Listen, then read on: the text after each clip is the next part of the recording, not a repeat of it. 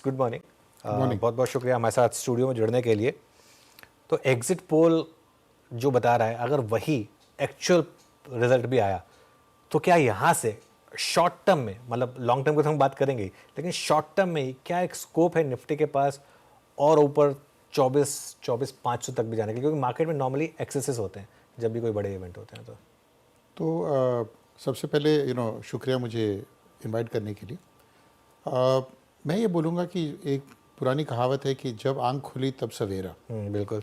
तो eight this point in time मैं ये कहना चाहूँगा कि जो हो चुका है उसको बेस और उसको मद्देनज़र रखते हुए अगर आगे चलते हैं तो वी नो कि 5-10 साल का एक बहुत अग्रेसिव बुल मार्केट आगे नज़र आ रहा है। इमीडिएटली क्या होगा ये कहना मुश्किल है, लेकिन अगर आप ये समझें कि policies will continue, in fact if anything they will get accelerated, क्योंकि जो नंबर्स आई हैं, जो the way they have been approaching policy making, मुझे लग रहा है कि जितना हम लोग एस्टिमेट कर सकते हैं उससे ज़्यादा बड़ा बुल मार्केट आएगा।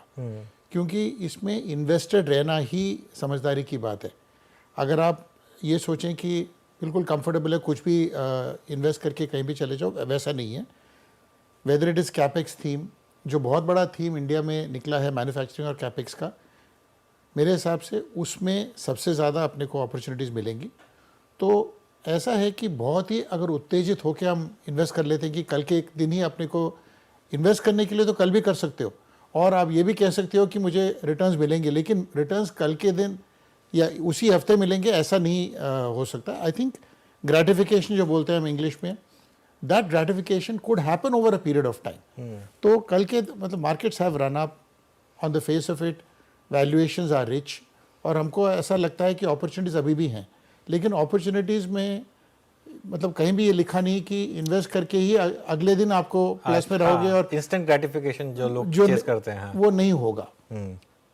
हो सकता है कि कुछ अपॉर्चुनिटीज़ ऐसे हों कि जो आपने बिल्कुल छोटे स्टॉक्स आपने उठा लिए जिसमें किसी की नज़र नहीं हो, लेकिन the big story in India is not that. The story in India is foreigners जो अभी तक नेट सेलर्स रह चुके हैं, मेरे हिसाब से वो कभी ना कभी वापस एंटर करेंगे। बट जो बहुत बड़ा थीम जो मैं बोलता हूँ है कि India will remain optically over valued, mean देखने को आपको ओवर वैल्यूड लगेगा कंपेयर टू एनी पैरामीटर जो आप लोगे for I think the next 5 to 10 years। So that is the theme. आपको ये मान के चलना पड़ेगा कि कुछ भी ऑप्टिकली आपको सस्ता नहीं मिलेगा, एंड अगर ऑप्टिकली अगर एक्सपेंसिव है तो उसमें अपने को we need a little guts, तो थोड़ी जिगर की ज़रूरत है कि आप जाके फिर भी इन्वेस्ट करोगे, क्योंकि ऐसा इन्वेस्टमेंट में कहीं लिखा नहीं कि आप बिल्कुल कंफर्टेबल फील करोगे and you will make multi bagger returns. You have to feel uncomfortable. तो what was expensive, what was inexpensive yesterday may become more expensive and may continue to be, but you have to be used to the fact कि whether you or your foreign investors इनको expensive market में ही खेलना पड़ेगा over the next 5 to 10 years। अगर ये मान के चले then you can work out the individual themes। But to answer your first question, whether immediately आपको गेन्स आएंगे, इसका कोई गारंटी नहीं है। ओके, इमीडिएटली गेन्स आएंगे इसकी कोई गारंटी नहीं है। अच्छा, मीनवाइल एक बार निफ्टी पीएसयू बैंक इंडेक्स लेकर आइए आप जरा, क्योंकि यहाँ पर अब सेकेंड राउंड ऑफ बाइंग शुरू हो गई। देखिए आज जो भी होना है उसमें सेकेंड राउंड ऑफ बाइंग, ये वाला अब देखिए index 6.5% Nifty PSU bank index. SBI obviously सबसे बड़ा कंपोनेंट है इसका, एसबीआई लीड कर रहा है। बीओबी ऑलमोस्ट सर्किट हिट करने वाला है, 7% एसबीआई ऊपर है, बीओबी 9% ऊपर है। सरप्राइजिंगली पीएनबी अभी भी काफ़ी पीछे है, लेकिन शायद अब वो कैचअप मूव आए इन सब स्टॉक्स में। हाँ, पीएनबी में भी आना थोड़ा शुरू हुआ है, लेकिन अभी भी ये 5% ही ऊपर है। ये एक ऐसी स्पेस है, मुझे याद है जब आपसे मेरी 2 साल पहले बात हुई थी, तब मैं CNBC TV18 में हुआ करता था एक्चुअली, 3 साल हो गए इस बात को। तब आपने पिक किया था पीएसयू बैंकों को, और आपने कहा था कि खैर पूरे पीएसयू बास्केट को, लेकिन पीएसयू बैंकों को। और तब आपने सोचा होगा कि इस तरीके की रैली आएगी और इस तरीके की सस्टेनेबल रैली पीएसयू बैंकों में आएगी, और अब क्या करना है यहाँ पर? जो स्टॉक्स हमारे पोर्टफोलियो में है वो तो मैं उसको छू नहीं रहा हूँ, क्योंकि बुल मार्केट में टॉप ढूंढना बेवकूफ़ी है और बेयर मार्केट में बॉटम ढूंढना नासमझी का एक बहुत बड़ा एग्जाम्पल है. So if you keep that in mind, सारे जो टेलविंड्स हैं, वेदर रिकवरीज हो या interest rate seem to have peaked out, या उनके जो जो जो बोलते हैं बैंकों को क्लीनिंग अप करना, इन सब में the PSU banks have been leading the way. And the kind of RBI oversight that there has been, I think RBI has done a wonderful job. At least इनको और इन सबको, इनके bonds और इनकी debt rating भी अभी upgrade हुई है recently, 2 हफ्ते पहले. तो keeping all this in mind, I think इनमें upside तो है ही, but we must assume that upside here may not be as much as been seen earlier, क्योंकि अभी organic upside रहेगा, because many of these are now quoting close to 1.2, 1.3 times book. And whether banks should quote beyond 1.5, 1.75, ये भी एक मतलब चर्चा का विषय है. और private sector banks also are quoting now, the rich private sector banks are quoting close to 2.5, 3 times book. So मेरे हिसाब से opportunity यहाँ पर छोटे private sector banks में है, जो 1 time book और just around 1 time book quote कर रही हैं. बिकॉज एक चीज़ तो पक्का है कि जिस तरीके से RBI ने इनको कंट्रोल किया है, जो ओवरसाइट किया है, यहाँ पर कोई स्कैम्स या कोई बड़े इश्यूज़ का मतलब कोई गुंजाइश नहीं रहेगी अभी. तो अगर balance sheets are cleaned, there is no reason why a smaller private sector bank should not be quoting slightly higher. तो वहाँ मुझे ज़्यादा अपॉर्चुनिटी नज़र आ रहे हैं compare to public sector banks at this point in time. Organic growth रहेगा, public sector banks will be at the forefront of all kinds of expansion. जैसे ये भी पावर सेक्टर में, कैपेक्स में, लैंडिंग तो अल्टीमेटली करना ही पड़ेगा. But I think the big retail growth that there has been, उसका भी मेरे हिसाब से इतना बड़ा अपॉर्चुनिटी नहीं है जो प्राइवेट सेक्टर बैंक्स में है. Is my limited sort of take on this. Power grid में सर्किट लग गया बाय द वे, 10% के सर्किट पर, टेम्प्रेरी सर्किट है ऑब्वियसली, और HPCL ऑलमोस्ट वहाँ जा रहा है, BPCL ऑलमोस्ट वहाँ जा रहा है. एक मार्केट में जो सबसे अच्छा, मार्केट में क्या होता है, कई बार इतनी ईजी ट्रेड्स देता है आपको मार्केट. जब 2 रुपये का प्राइस कट आया था, सबको पता था कि ये इलेक्शन से रिलेटेड एक मूव था, और उसके बाद पॉलिसी तो चेंज हो नहीं रही थी. वहाँ से तो खैर 40% भाग गए ये PSU oil marketing company stocks. क्या इनमें अभी भी जगह है? अगर आपने मिस कर दी वो रैली, तो क्या यहाँ पर अभी भी आप इनको बाय कर सकते हैं? I think oil marketing companies definitely have the opportunity even now left with them. और ये बात मैंने आपसे मतलब सहमत नहीं हूँ कि easy trade था. मार्केट में इजी कुछ भी नहीं होता है, ये बात मैं मानता हूँ. हाँ, कि मतलब ये रेट्रोस्पेक्ट में लगता है ऐसे. हाँ, नहीं, हमने बात की थी एक्चुअली इसकी, मुझे याद है इसके लिए कि सो उसमें at that point in time they were undervalued regardless. तो उस अंडरवैल्यूएशन से उनका if you had played it through the election results, then obviously the pop up was going to कम.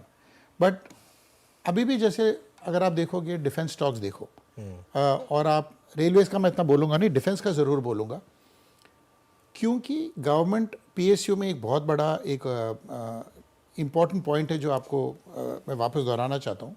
बात कर चुके हैं कि orders can come on a nominated basis.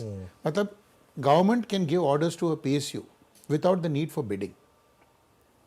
तो अगर इस गवर्नमेंट को ऑर्डर्स देने हैं, defence is the first space वे they will give orders to. So आज भी अगर आप 4,000 करोड़ का नफ़ा हिंदुस्तान एरोनॉटिक्स कर चुका है लास्ट क्वार्टर में, अगर उसको एनुअलाइज करें तो 16-17 हज़ार करोड़ आता है विद सम ग्रोथ से 20,000 करोड़.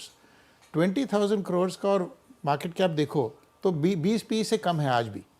तो growth can come in some of these spaces. Railways में उतना मेरे को कॉन्फिडेंस नहीं है, बट डिफेंस में डेफिनेटली कॉन्फिडेंस है. ऑयल मार्केटिंग कंपनीज में कॉन्फिडेंस है. PSU बैंक्स में ऑर्गेनिक ग्रोथ रहेगा.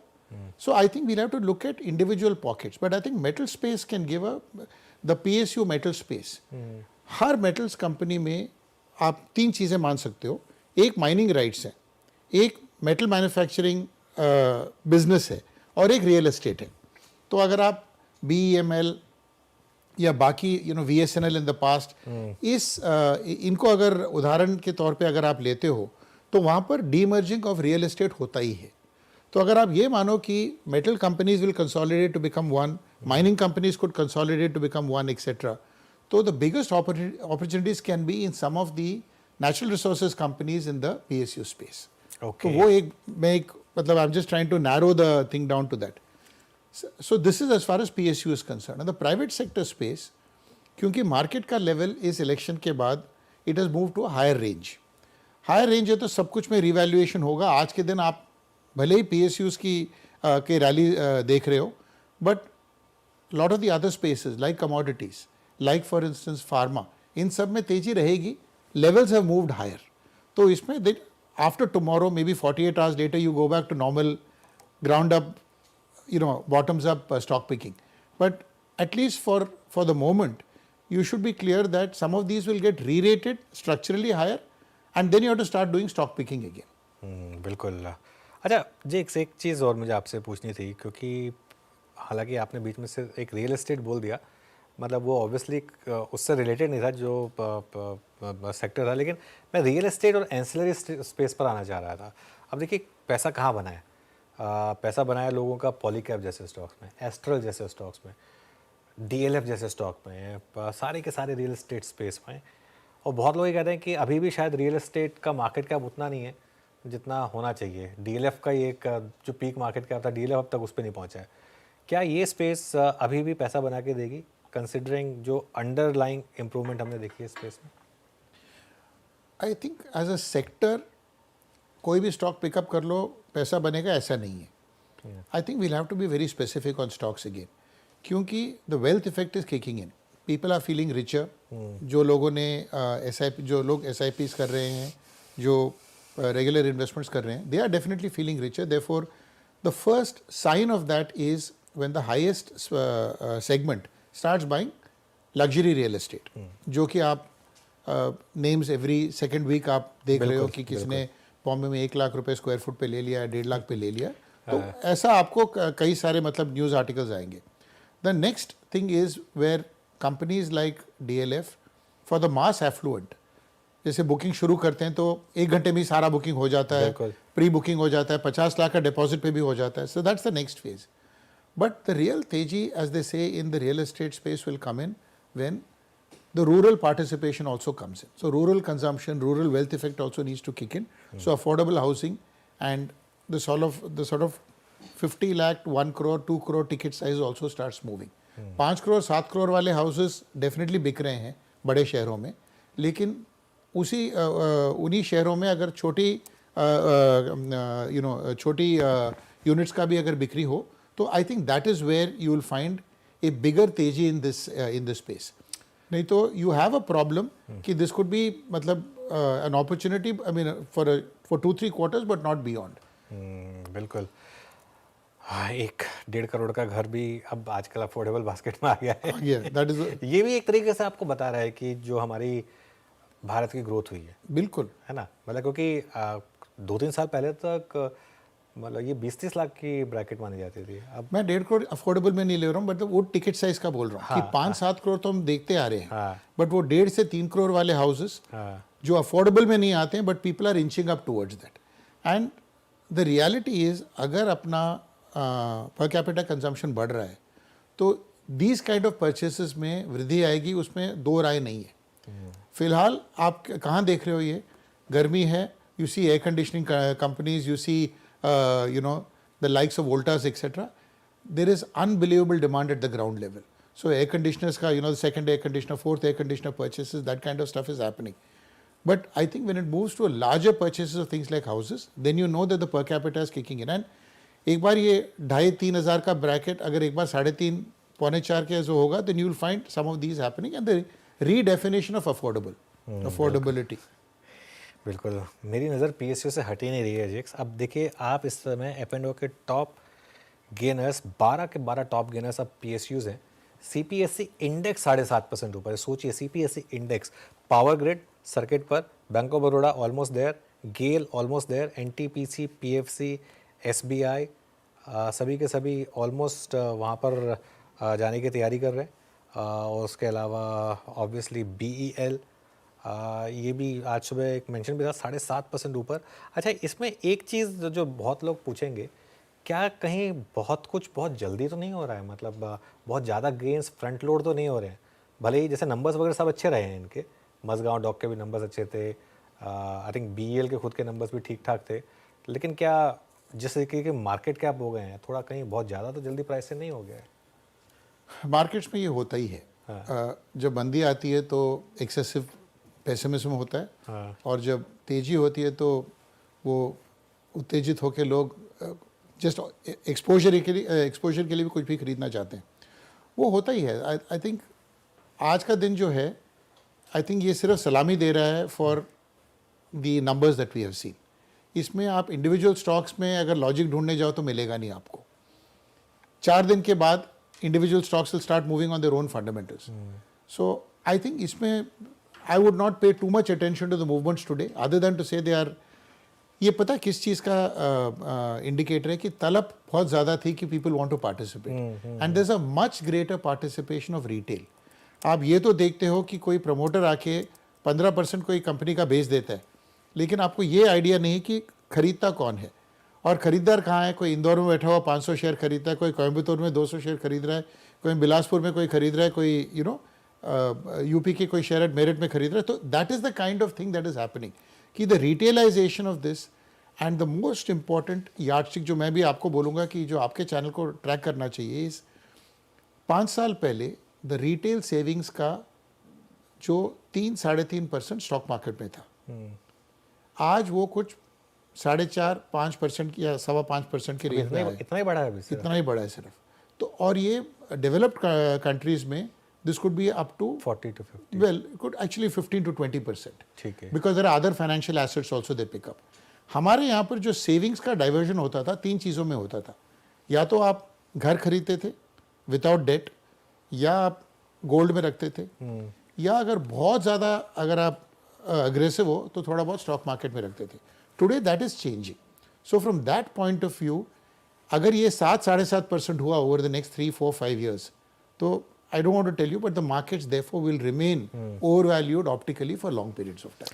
ओके चलिए जेक्स, कुछ फ्रेश आइडियाज़ अगर अब आप देना चाहें तो. पिछली बार आप आए थे तो आपने 2-3 आइडियाज़ की बात की थी. स्टॉक स्पेसिफिक होना चाहें तो और भी अच्छी बात है, अगर नहीं भी होना चाहें तो थीम्स अगर आप बताना चाहें तो यहाँ से. I would say small private sector banks is a big theme because a lot of NBFCs could start consolidating into this. आज हम देख रहे हैं कि द बिगेस्ट प्रोलिफरेशन जो फैला है वो NBFCs का है. मतलब over I think over 100 NBFCs are listed, may be even more. NBFCs by themselves RBI is not very clear कि उनको फंडिंग जब तक नहीं मिलेगा क्या करेंगे.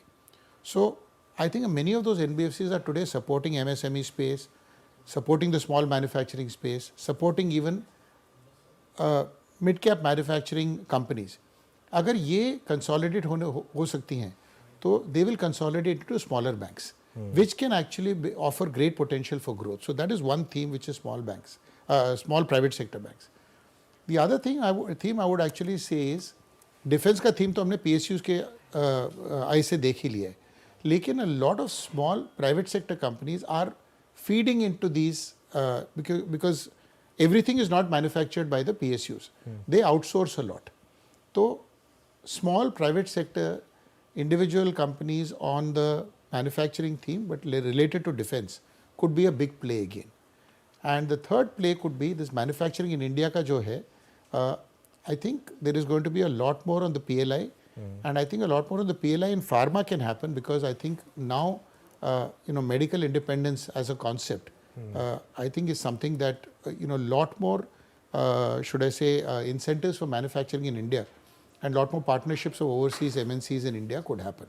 I think these could be some of the themes that we could play out, but some of the other larger themes, whether it's pharma etc., that we have discussed in the past, continue to hold. Alright जेक्स, बहुत बहुत शुक्रिया आज हमारे साथ जुड़ने के लिए. Thank you. हमसे बात करने के लिए. मज़ा आया आपसे बात करके एज